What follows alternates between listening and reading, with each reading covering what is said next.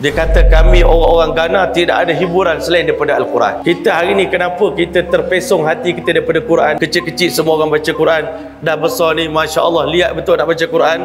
Sebenarnya tuan-tuan, cinta kepada muzik, cinta pada hiburan kalau dah masuk dalam hati, automatik cinta pada Quran akan hilang.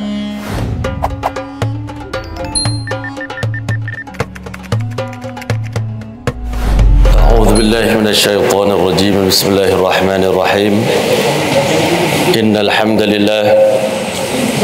لله نحمده ونستعينه ونستغفره ونؤمن به ونتوكل عليه ونعوذ بالله من شرور أنفسنا ومن سيئات أعمالنا من يهده الله فلا مضل له ومن يضلل فلا هادي له أشهد أن لا إله إلا الله وحده لا شريك له وأشهد أن سيدنا وحبيبنا ومولانا محمدا عبده ورسوله أما بعد لقد قال الله تبارك وتعالى في محكم كتابه بعد أعوذ بالله من الشيطان الرجيم بسم الله الرحمن الرحيم يا أيها الذين آمنوا كتب عليكم الصيام كما كتب على الذين من قبلكم لعلكم تتقون وقال تعالى يريد الله بكم اليسر ولا يريد بكم العسر ولتكملوا العدة ولتكبروا الله على ما هداكم ولعلكم تشكرون وقال النبي صلى الله عليه وسلم من صام رمضان إيمانا واحتسابا غفر له ما تقدم من ذنبه وقال النبي صلى الله عليه وسلم من قام رمضان إيمانا واحتسابا غفر له ما تقدم من ذنبه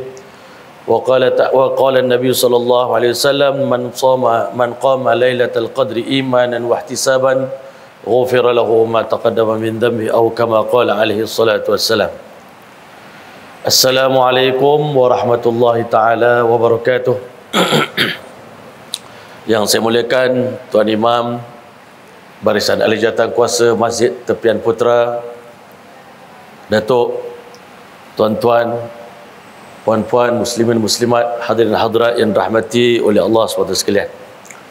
Pertama dan selamanya kita syukur banyak pada Allah Ta'ala, Allah yang ciptakan kita, dan Allah Ta'ala juga yang berjanji untuk memuliakan kita dengan berbagai-bagai kemuliaan sebagai tanda sayang Allah pada kita. Ramadan ni adalah lambang kasih sayang Allah kepada manusia. Sebelum manusia lahir ke dunia ni, bila mana Allah Ta'ala nyatakan hasrat dia, inni ja'ilun fil ardi khalifah, aku nak jadikan manusia sebagai khalifah di muka bumi ni. Waktu itu ada dua makhluk yang seakan-akan tak bersetuju dengan penciptaan manusia, sedangkan Allah Maha berkehendak. Iradatullahi hiyal wujud, kehendak Allah pasti akan berlaku. Sama ada orang setuju ke orang tak setuju, kalau Allah nak, benda tu pasti akan berlaku. Yang pertama, syaitan tak nak manusia jadi khalifah di dunia. Sebab syaitan, inna syaitana lakum adu, dia musuh kita. Memang dia tak berkenan dengan kita, tak berminat dengan kita, tak bersetuju dengan kita. Apa kebaikan yang kita buat, dia tak pernah akui, dan dia nak kegagalan untuk kita dan kerugian untuk kita. Satu lagi makhluk Allah Ta'ala yang sangat baik, itu para malaikat. Dia bukan mempertikaikan keputusan Allah, tapi dia nak tanya ala wajhil istiksyaf, kata ulama'. Iaitu nak tahu apa hikmah lagi nak dibuat manusia, sebab seluruh makhluk dalam dunia ni tak ada yang pandai buat dosa. Sebelum manusia diciptakan, semua makhluk semuanya taat pada Allah, semuanya ikut tertib, semuanya ikut undang-undang Allah. Hanya manusia saja makhluk yang pertama di dunia selepas jin lah, yang mana makhluk ini kerja dia khata', bukan sekali buat salah, tapi kaki buat salah. Lepas buat silap lagi. Lepas buat salah lagi. Tapi malaikat tak boleh faham kenapa nak dibuat makhluk macam tu. Buatlah makhluk semua taat belaka, senang cerita. Tetapi ulama' kata banyak hikmah, banyak benda yang Allah simpan, rahsia pentadbiran Allah, rahsia kebijaksanaan Allah dalam mengurus alam dunia ni. Salah satu daripadanya diciptakan manusia yang berdosa ini untuk Allah zahirkan sifat-sifat Allah yang selama ini tak nampak. Allah itu Maha Pengampun, Allah Maha Penyayang, Allah Maha Mengasihani, Allah itu Maha Sabar. Maka waktu itu Allah kata, qala inni a'lamu ma la ta'lamun, aku tahu benda yang kamu tak tahu, kamu ikut saja. Tak perlu bertanya dan tak perlu mempersoalkan keputusan aku untuk ciptakan manusia. Sepanjang manusia datang ke dunia, malaikat tak nampak kamalat manusia ni, tak nampak kehebatan manusia. Di mana letaknya kesempurnaan manusia? Yang kami nampak sepanjang tahun, kerja mereka hanya deraka pada Allah, lalai pada Allah, dan tak perform obligation, tanggungjawab kita pada Allah Ta'ala. Nampak banyak yang tak semayang, banyak yang lalai daripada zikir, banyak yang tak baca Quran, banyak tak bangun tahajud, banyak yang tidak solat berjemaah. Malaikat tak faham lagi ni. Tapi tuan-tuan mulia, Allah Ta'ala buat satu musim, iaitu Ramadan ini, untuk Allah Ta'ala dekatkan hamba-hambanya yang jauh kepadanya. Masya Allah, supaya dekat pada Allah Subhanahu Wa Ta'ala. Dan Allah Ta'ala jadikan Ramadan ni satu bulan yang Allah Ta'ala kata dalam banyak-banyak ibadat yang manusia buat, walaupun kita semua niat ibadat kita ni lillahi ta'ala belaka, duduk kita dalam majlis ilmu pada hari ni pun lillahi ta'ala, saya datang mengajar pun lillahi ta'ala, kan? Kita puasa pun kerana Allah, kita tarawih pun malam lillahi ta'ala, kan? Masya Allah, kita buat semua benda kerana Allah. Tapi Allah kata kullu amalin ya'malu ibnu Adam lahu. Semua ibadat yang anak Adam buat semua untuk dia belaka. Allah tak pernah kata ibadat ni untuk dia, kerana Allah tak perlu pun ibadat yang kita buat ni tuan-tuan. Tetapi illa saum, melainkan puasa. Fa innahu li, puasa ni untukku, khas untuk Allah Ta'ala. Allah mencintai puasa lebih daripada Allah mencintai ibadat-ibadat kita yang lain. Kenapa tuan-tuan? Apa rahsia di sana? Ulama kata ibadat lain semuanya ibadat zahiriyah, ibadat zahir. Satu je ibadat sir, ibadat rahsia, iaitu puasa. Dan memang dalam puasa Allah jaga keikhlasan manusia, sehingga ulama kata semua ibadat yang manusia buat boleh dimasuki, dipengaruhi unsur-unsur riak. Mengaji Quran boleh riak, tahajud boleh riak, tarawih boleh riak, sembahyang boleh riak, macam-macam ibadat kita buat, sedekah boleh riak. Tapi satu ibadat yang Allah jaga kita, tak mungkin ada celah-celah riak untuk kita masuk, iaitu ibadat puasa. Sebab tak pernah kita jumpa ada orang berbangga dengan lapar, kan? Dan lapar ni tak boleh tunjuk pada orang. Nak tunjuk macam mana lapar? Saya lapar, tuan pun lapar, boleh tunjuk. Dan kalau boleh tunjuk, boleh kita riak tak dengan lapar tadi?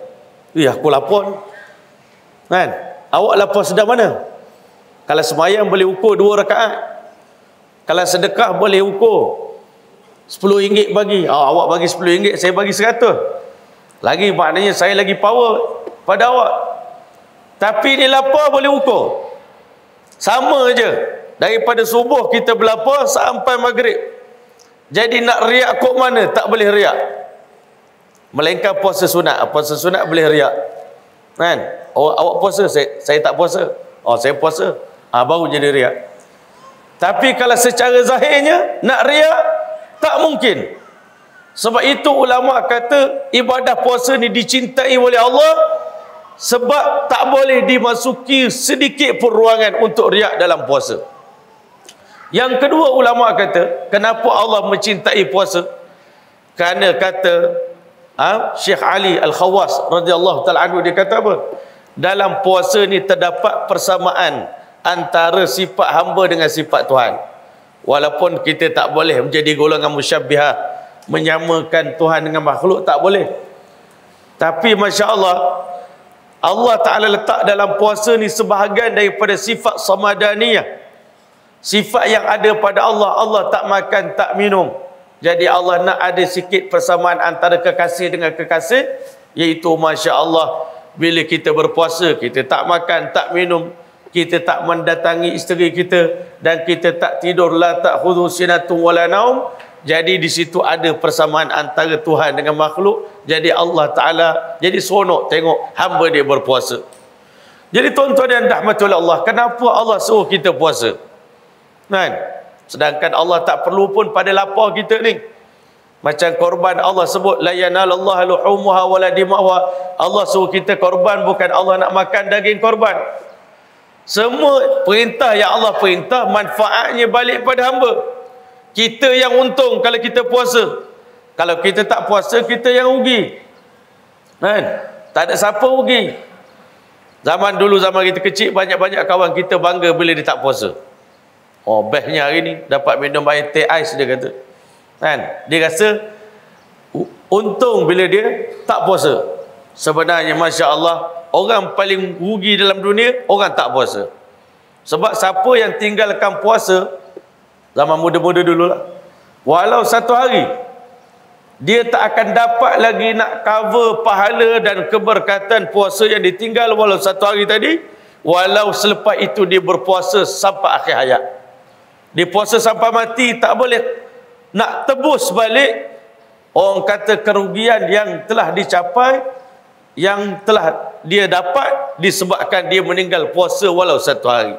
Satu benda pelik tuan-tuan, satu fakta yang pelik saya nak kongsi dengan tuan-tuan. Ibadat lain kalau tinggal semua Allah janji azab yang pedih. Kalau tinggal sembahyang, Masya Allah nanti kena azab sekian-sekian. Siapa tak bayar zakat kena sengat dengan ular. Dipanggil syuja'ul aqra. Kan? Masya Allah. Siapa deraka pada ibu bapa, azabnya begini-gini. Tapi puasa siapa tinggal, tak ada pula kita dengar siapa tinggal puasa dia kena azab begini-begini. Tak ada. Ulama kata cukuplah bagi orang yang meninggal puasa ni tuan-tuan, Allah Ta'ala azab dia dengan dia rugi seumur hidup walau sehari dia tinggal. Jadi sebab apa? Ramadan ni tuan-tuan satu bulan yang Allah Ta'ala tunjukkan rahsia dalam rahsia, amalan dalam amalan.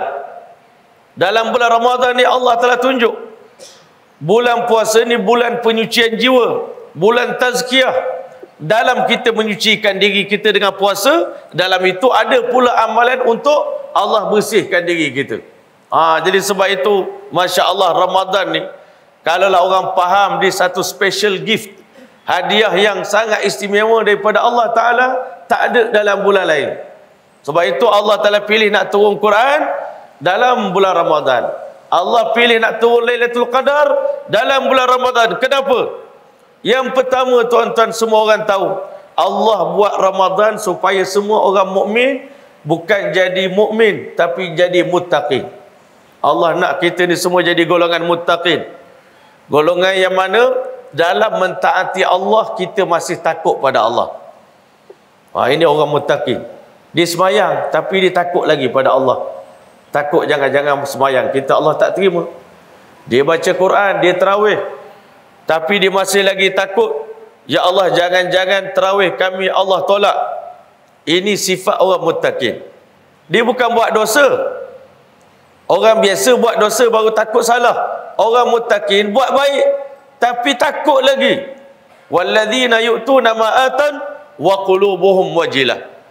Golongan muttaqin dia bagi sedekah tapi dalam hati dia masih takut pada Allah. Ini yang Allah suka. Macam Nabi lah. Nabi kita ni berkorban di Taif sampai kena baling batu berdarah-darah.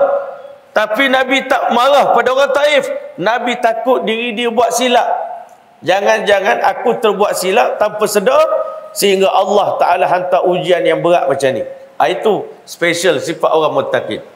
Jadi sebab itu Allah Ta'ala latih kita dalam bulan puasa ni supaya jadi orang muttaqin. Tapi syaratnya kita kena jalani puasa ni, orang kata dengan kita ambil ibadat-ibadat yang Allah suruh tu kita kena buat. Bila Allah suruh tarawih, kita kena tarawih.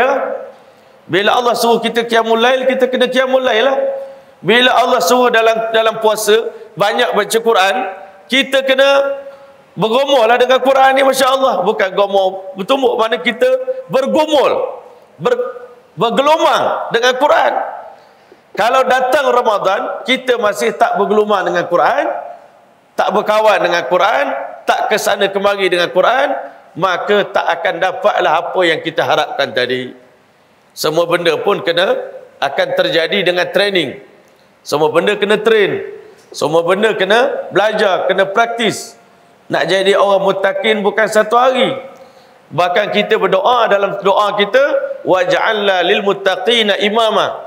Kita bukan nak jadi orang bertakwa saja, kita nak jadi imam bagi orang bertakwa.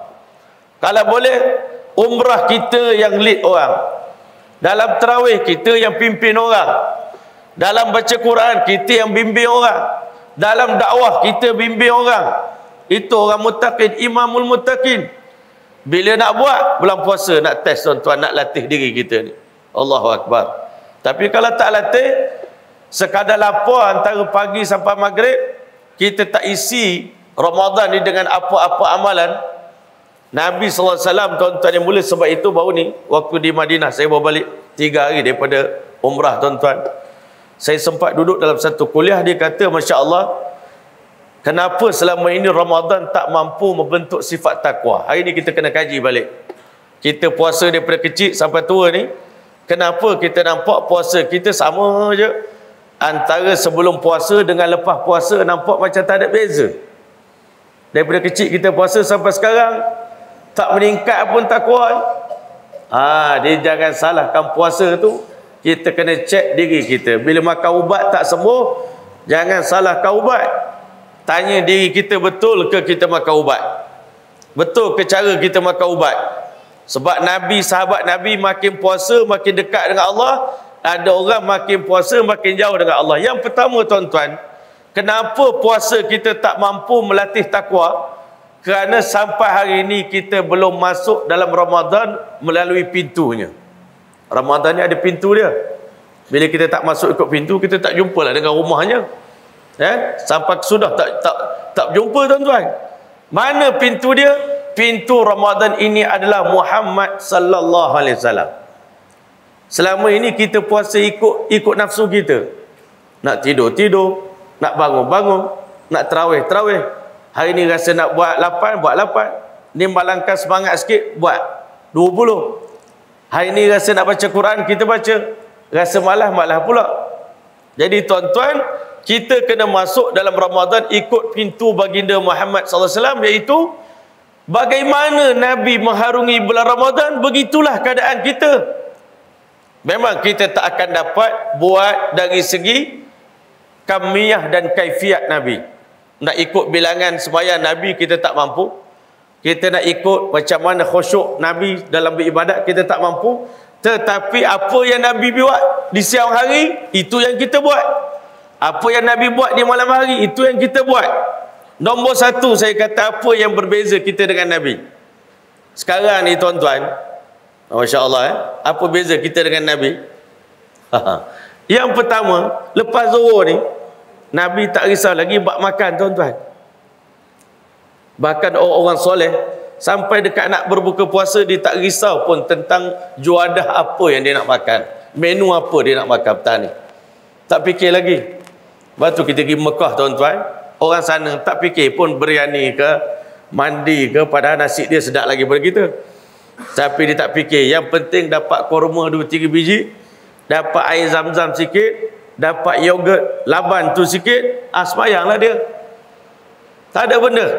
Saya pernah berbuka puasa di Ghana, tuan-tuan, Afrika. Nak makan kurma itu, kita kena ketuk dengan batu dulu, tuan-tuan. Sebab dalam tu ada ulat-ulat tu, ulat hitam tu. Kena basuh-basuh dulu, kurma pun kerah. Bukan kurma lembut. Nak makan tu kena gigit kuat, baru hancur. Tapi Masya Allah, walaupun buka puasanya sederhana, tapi ibadat dia luar biasa. Kita orang Melayu ni, Masya Allah, orang Malaysia lah, orang Indonesia pun tak boleh juga ni, kan, berbuka puasa ni. Specialnya Malaysia je ada bazar Ramadan, tuan-tuan. Tempat lain tak ada. Sebab apa?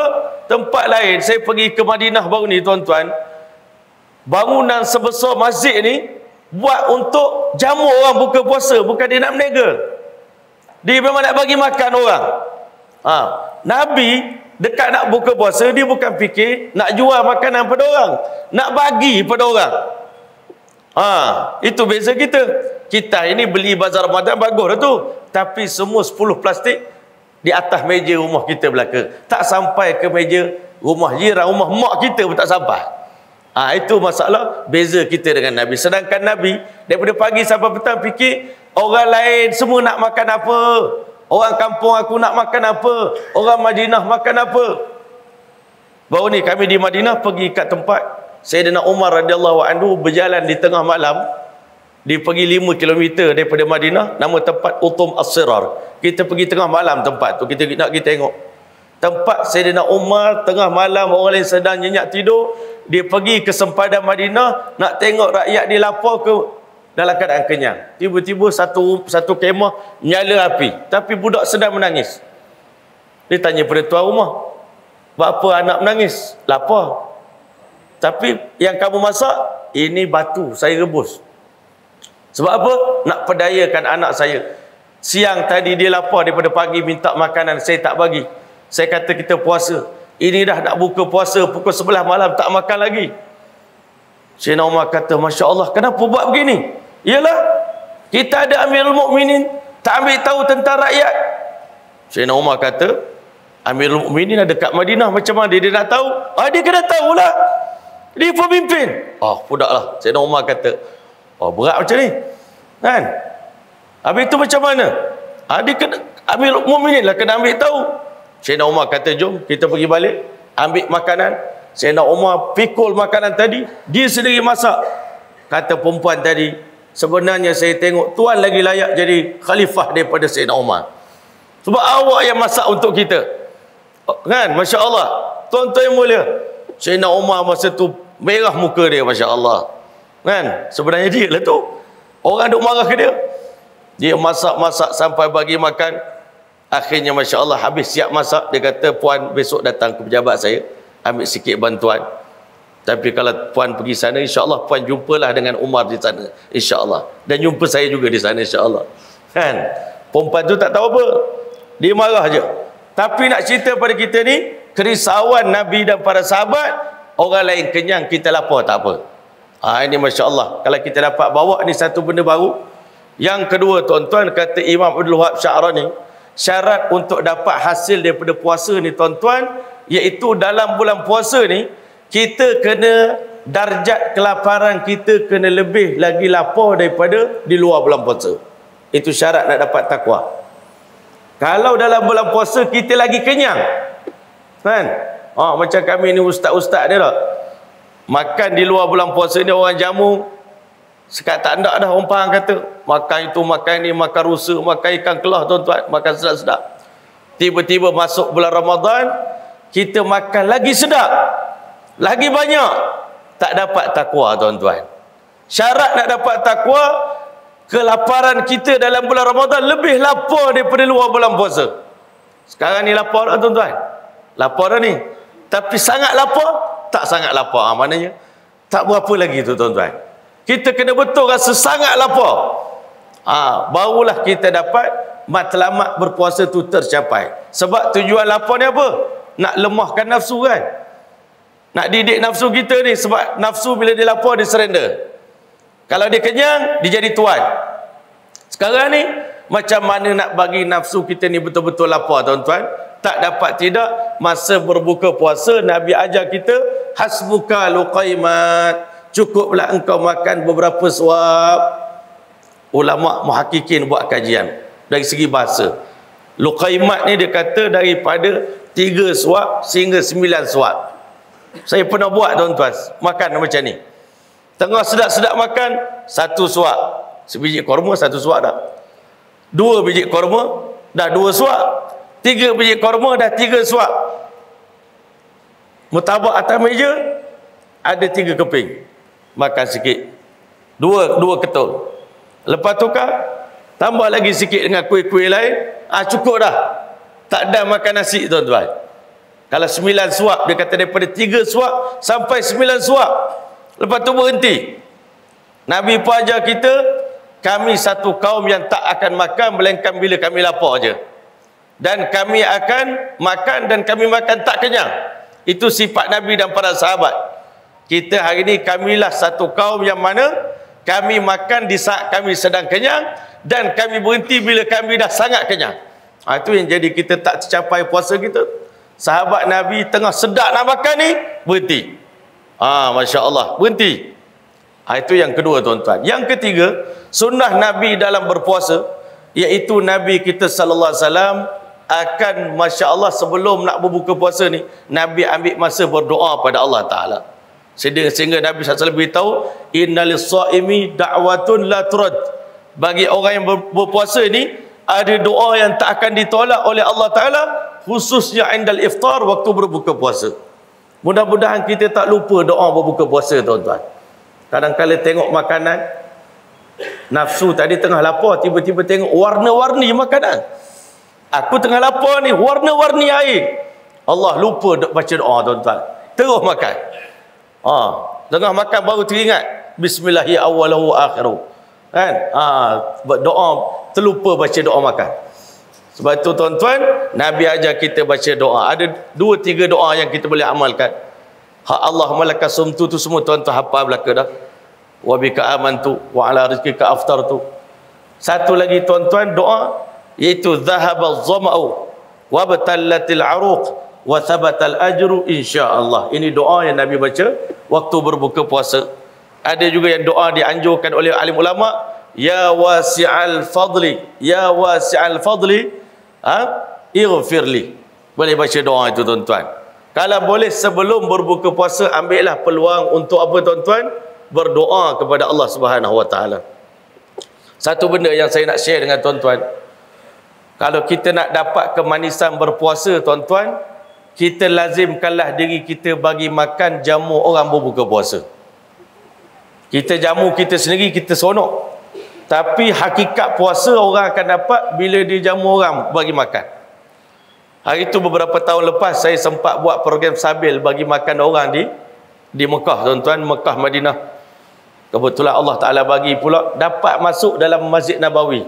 Biasanya tak dapat bagi makanan tu, sebab dalam Masjid Nabawi ni orang Arab ni, dia dah conquer kawasan-kawasan tu untuk keluarga dia. Dah 30 tahun keluarga saya bagi makan orang buka puasa kat sini. Masya Allah. Bukan kecil-kecil, kemah besar-besar tuan-tuan dia buat. Siapa nak datang makan, driver lori nak makan, driver bas nak makan, datang makan. Dan dia seronok tengok orang bahagia, tengok orang makan. Kita hari ni bahagia tengok kita makan. Kita tak pernah bahagia tengok orang makan. Satu hari tuan-tuan saya buat collection dalam Facebook, tiba-tiba dapatlah collect tahun tu RM50,000, RM55,000 daripada Facebook je tuan-tuan.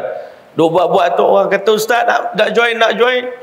Saya kata bulan puasa ni memang pahala besar, ditambah pula dengan tanah haram 100,000 kali ganda. Bagi makan memang pahala besar tuan-tuan.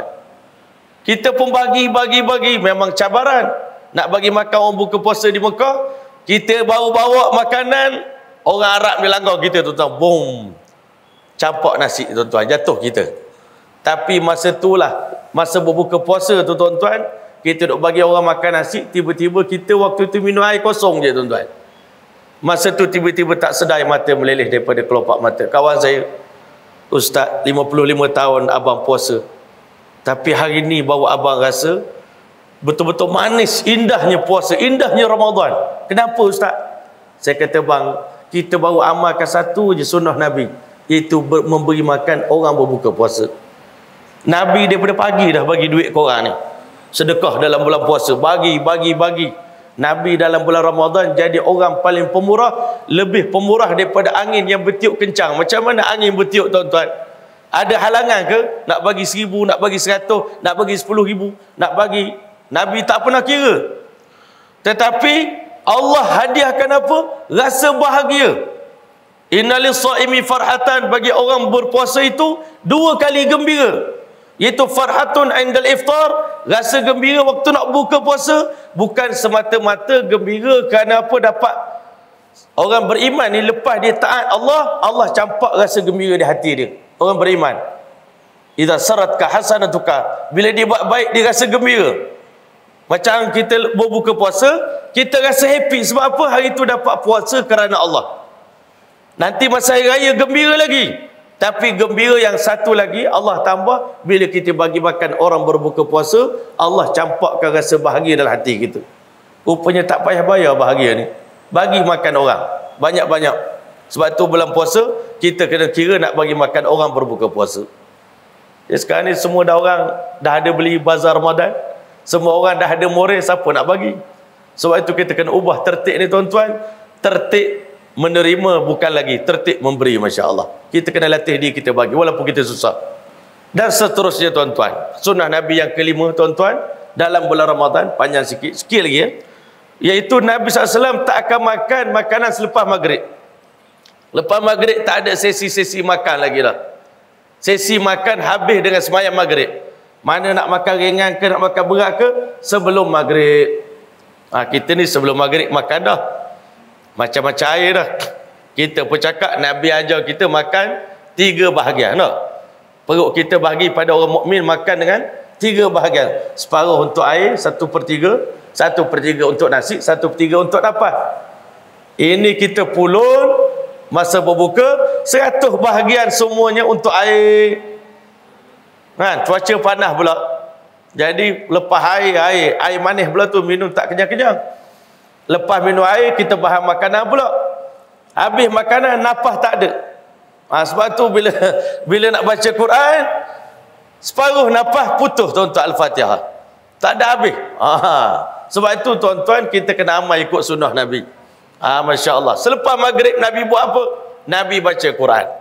Malam hari Nabi bertadarus Al-Quran dengan Jibril. Tiap-tiap malam sekali sehari Jibril AS datang murajaah Quran, semak tasmih bacaan Nabi SAW. Nabi baca tajwid ini dengan guru dia malaikat Jibril tiap-tiap malam. 30 juz Al-Quran Nabi SAW habis tuan-tuan dengan malaikat Jibril AS setiap tahun. Baca daripada awal sampai akhir. Masya Allah. Kita hari ini tuan-tuan tadarus kita bagus juga dah. Tapi kita baca semuka seorang. Jadi kalau khatam tu bukan khatam kita seorang. Kita khatam beramai-ramai. Tapi kita tak habis pun 30 juz. Nabi nak ni 30 juz. Sebab apa tuan-tuan?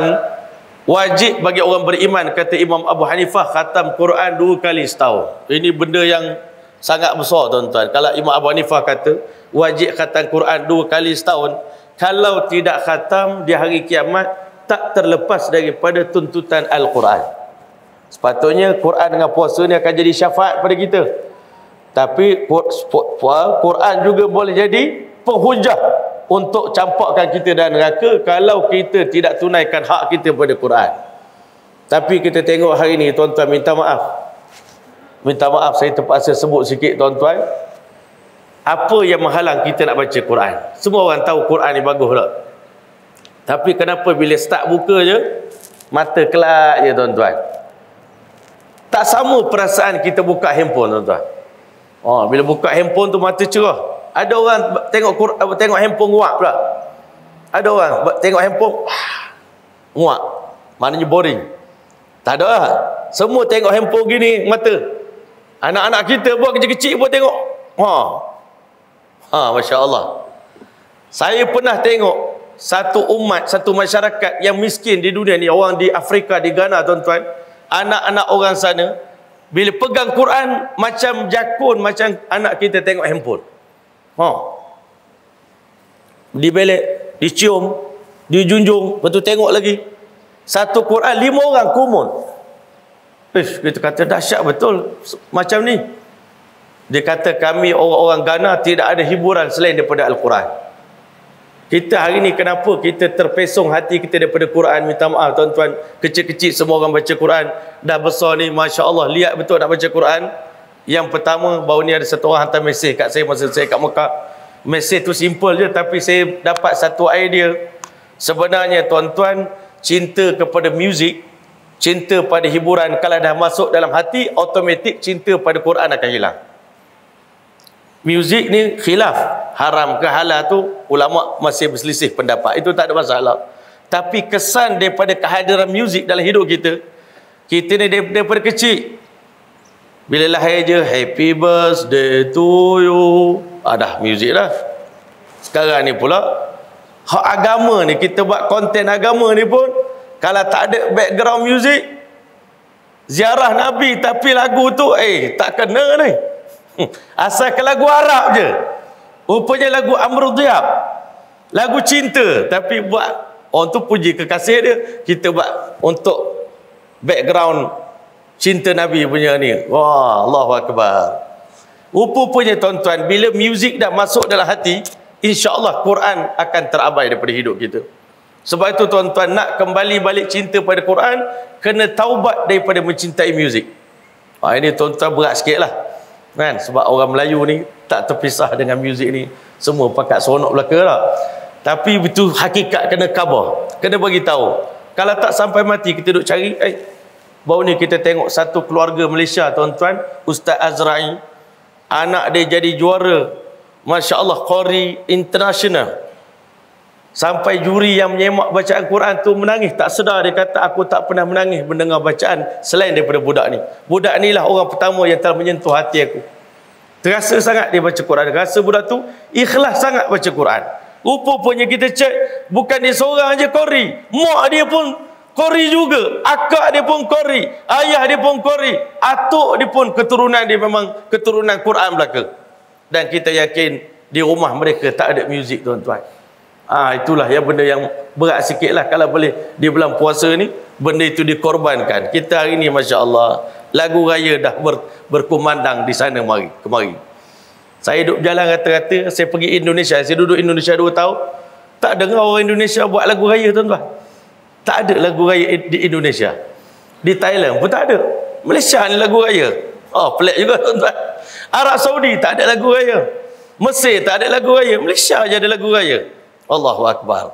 Ini menunjukkan orang Malaysia ni cukup hebat dalam puasa tuan-tuan. Kan? Cukup hebat dalam baca Quran. Sebab tu dia sambut raya sungguh-sungguh. Jadi tuan-tuan yang boleh minta maaf cakap ya. Jadi tuan-tuan, kadang-kadang kita ditipu oleh syaitan. Raya lebih daripada puasa. Padahal sebenarnya raya bagi orang beriman ni puasa ni lah. Ramadan ni lah raya kita. Hari raya tu hari perpisahan dengan Ramadan. Bersedih kita. Dan tuan-tuan dan rahmatul Allah, bagaimana malam hari Nabi SAW, iaitu Masya Allah, Nabi ni dalam bulan Ramadan, khususnya di akhir bulan Ramadan, ahyal layla kullahu, Nabi hidupkan seluruh malam. Nabi tak tidur dah, sepanjang malam habis dengan sembahyang, baca Quran, dengan zikir, dengan doa. Wa ayqaza ahlahu, dan Nabi bangunkan semua anak perempuan dia, anak laki dia, semua yang mampu sembahyang dibangunkan oleh Nabi sallallahu alaihi wasallam. Nabi tak biar. Wahai Fatimah, jangan kamu ingat kamu adalah ketua bidadari dalam syurga, kamu dah tak perlu sembahyang tahajud. Tidak, bangun. Bangun. Hasan Husin, walaupun kamu ketua pemuda dalam syurga nanti, bangun sembahyang. Aisyah bangun. Sini Fatimah bangun, Ali bangun. Nabi kejut semua ahli keluarga dia bangun tahajud bersama-sama dengan Nabi. Daripada awal Nabi dah memang tak tidur malam. Pengalaman kami pergi ke Ghana tuan-tuan, berdakwah di sana. Banyak benda kami insaf bila tengok orang di Ghana tuan-tuan. Tengah hari macam ni kalau pergi ke kedai-kedai runcit dia orang semua tengah baca Quran. Orang jaga kedai tengah baca Quran. Pergi ke stesen bas semua orang pegang Quran.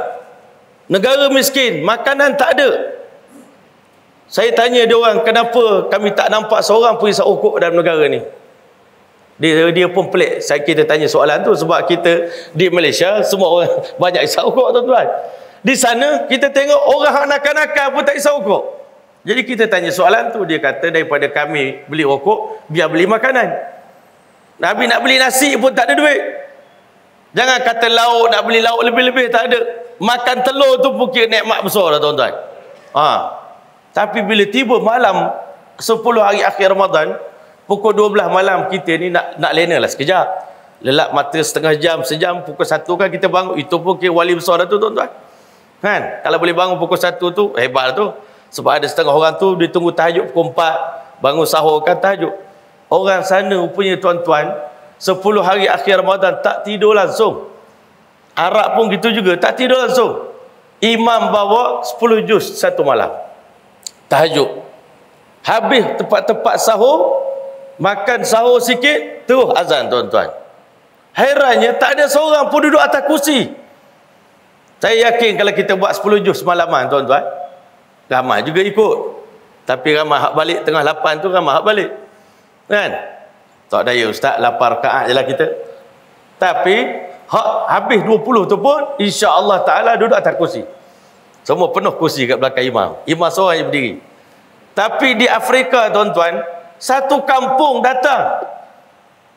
Lelaki, perempuan, semua berdiri sampai subuh. Badan dia besar, Afrika, badan tegak.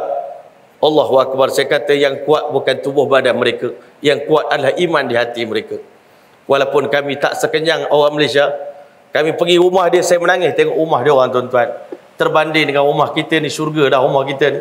Sebab rumah dia orang daripada seluk, daripada tanah. Nak makan kadang-kadang 3 hari sekali pun baru dapat makan. Tetapi hebat agama mereka, tuan-tuan. Kita malu dengan kita ni, Allah bagi makan yang cukup istimewa, tuan-tuan, Masya Allah. Dan akhir sekali, tuan-tuan rahmati Allah, Nabi kita sallallahu alaihi wasallam ni, Masya Allah, bukan sekadar baca Quran di luar semayang. Dalam semayang Nabi baca Quran. Di siang hari Nabi SAW habis masa dengan ibadat, dengan iktikaf.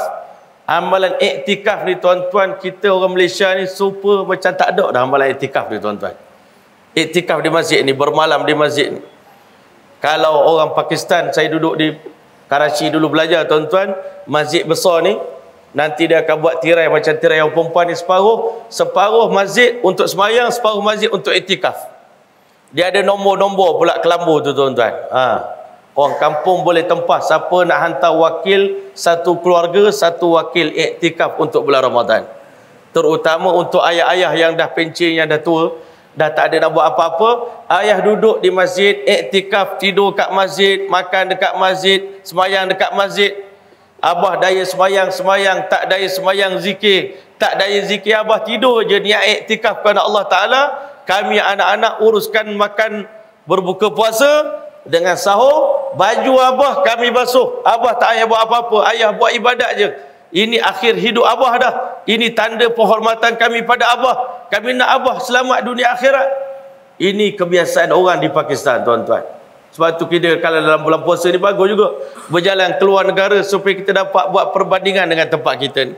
Mudah-mudahan insya-Allah puasa kita tahun ini ada perubahan yang besar daripada sebelum ini, insya-Allah taala, iaitu dengan kita memulakan amalan iktikaf. Masya-Allah, sangat besar pahala iktikaf dalam bulan Ramadan. Sebab itu, tuan-tuan, jangan kita tinggalkan Nabi SAW, sunnah Nabi dalam hari biasa. Nabi iktikaf bulan-bulan Ramadan biasa 10 hari setiap bulan. Masya-Allah, sekurang-kurangnya 10 hari Nabi iktikaf dalam masjid. Kita ni niat iktikaf juga sekarang ni, tapi keluar masuk. Ini iktikaf sekarang ni masuk, 10 hari akan datang baru keluar. Itu iktikaf yang sebenar. Masya-Allah, tak akan keluar melainkan hanya sekadar darurat. Tapi tahun terakhir Nabi nak wafat, Nabi iktikaf 20 hari dalam masjid. Tujuan iktikaf apa? Nak cari Lailatul Qadar. Masya-Allah, tuan-tuan mulia, last share saya daripada saya, tuan-tuan. Apa hebatnya Lailatul Qadar ni sehingga kita duk cakap Lailatul Qadar, Lailatul Qadar, Lailatul Qadar. Kita faham tak apa kehebatan Lailatul Qadar? Tuan-tuan mulia, umur kita ni paling panjang pun 80 tahun, tuan-tuan. Adalah sikit, ada setengah-setengah orang tu, kan? Macam Tun Mahathir kita 90 berapa tahun. Itu memang subsidi Allah bagi cukup panjang, masya-Allah. Tapi average kita ni 60-70 tahun umur kita. Ulama kata malam Lailatul Qadar punya penangan, semalaman kita beribadat itu mengatasi ibadat kita seumur hidup. Satu orang hidup 80 tahun, itu ada selang-seli dengan makan, minum, dengan tidur, dengan apa? Ibadatnya berapa je? Semayang je 10 minit satu waktu. Maknanya bukan 24 jam semayang, bukan 24 jam ibadat, selang-seli selama 80 tahun kita hidup. Tetapi Lailatul Qadar semalaman, tuan-tuan, ibadat tu mengatasi ibadat seumur hidup dan dikira pahala beribadat 83 tahun 4 bulan siang dan malam tanpa henti beribadat pada Allah Ta'ala. Ini kelebihan Lailatul Qadar. Sehingga sebab itulah, tuan-tuan, bila sahabat Nabi dulu, bila Nabi cerita di zaman dahulu ada 4 orang Nabi yang hebat ibadatnya, tuan-tuan, dan jihadnya di jalan Allah Ta'ala. Salah satu daripadanya adalah Nabi Uzair AS, Nabi Syam'un, Nabi Hizkil. Ada 4 orang Nabi. Bila sahabat Nabi dengar laporan, Nabi-Nabi ni pernah beribadat selama 1000 bulan dan berjihad di jalan Allah selama 1000 bulan. Sebab Bani Israel dulu, kalau nak iktiraf seorang sebagai wali Allah, dia kena tanya dulu, awak lepas dah ibadat 1000 bulan dah? Dah habis tak? Lulus tak? Ibadat 1000 bulan? Kalau belum, bukan wali lagi lah. Kita hari ni tengok orang pelik-pelik sikit wali selalu tak? Kan? Oh, ini wali Allah ni. Nampak dia tak tidur malam, oh, wali Allah ni. Kan? Nampak dia berjalan pegang tasbih kelu-kelu, ini wali Allah ni. Zaman dulu nak tanya wali ke tak wali, tuan ibadat 1000 bulan lepas ke tak? 1000 bulan direct ni. Tak ada kerja-kerja dunia, tak ada. 1000 bulan khusus, 83 tahun, 4 bulan beribadat pada Allah. Kalau tak lulus, bukan wali lagi lah. Oh, kita kata ini mujahid besar ni, ini orang hebat, orang korban ni. Yalah korban, tapi kami nak tanya, 1000 bulan tuan pernah berjihad jalan Allah tak? Tak pernah. Kalau tak pernah, belum lagi. Belum mujahid lagi. Sahabat Nabi dengar berita tu, tuan-tuan. Allahu Akbar.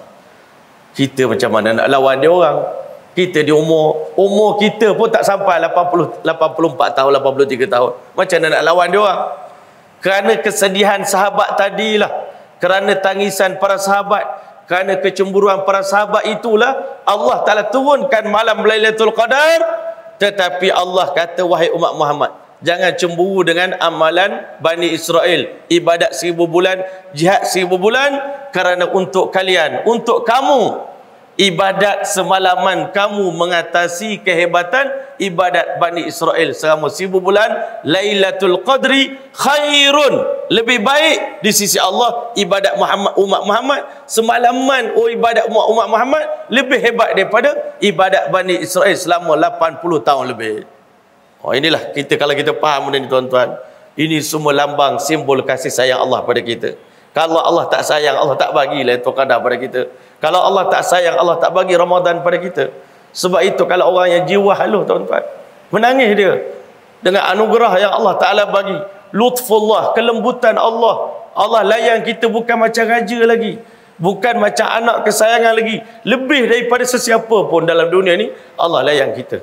Semoga Allah Ta'ala bagi kita kefahaman, kesedaran, keinsafan betapa indahnya ibadat Ramadan yang Allah bagi pada kita.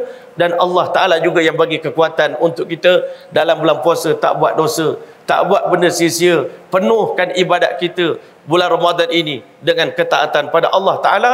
Mudah-mudahan berakhir Ramadan, insya-Allah siapa yang betul-betul menghayati bulan Ramadan, habis Ramadan tuan-tuan, mesti ada kesan, mesti ada kesan rohani dalam hati kita. Kita akan rasa perubahan yang sangat besar dalam hidup kita. Mudah-mudahan Allah Ta'ala terima kita punya majlis kita pada hari ini, insya-Allah. Allah terima ibadat kita dan juga Allah Ta'ala terima, masya-Allah. Dan ulama kata siapa yang Allah terima ibadahnya, Allah pasti akan izinkan dia menghadap Allah pada malam Lailatul Qadar.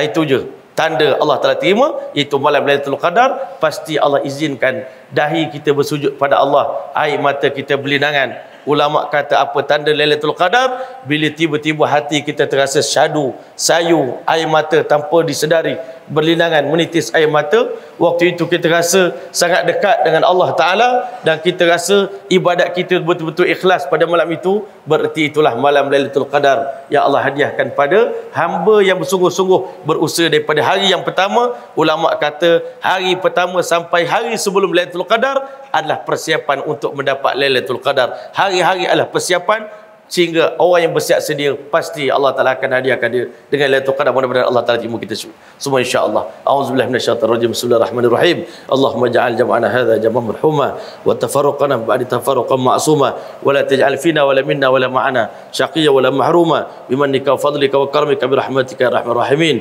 Allahumma jammilna bil 'afwati was salama wa haqqiqna bit taqwa wal istiqamah wa a'idna min mujibatin nadama fil hali wal ma'al innaka 'ala kulli syai'in qadir. Allahumma arhamna bil Qur'anil 'azim واجعله لنا إماما ونورا وهدى ورحمة. اللهم ذكرنا منه ما نسينا وعلمنا منه ما جهلنا وارزقنا تلاوته آناء الليل وأطراف النهار واجعله لنا حجة رب العالمين. اللهم اجعلنا ممن ختمت لهم شهر رمضان بغفرانك.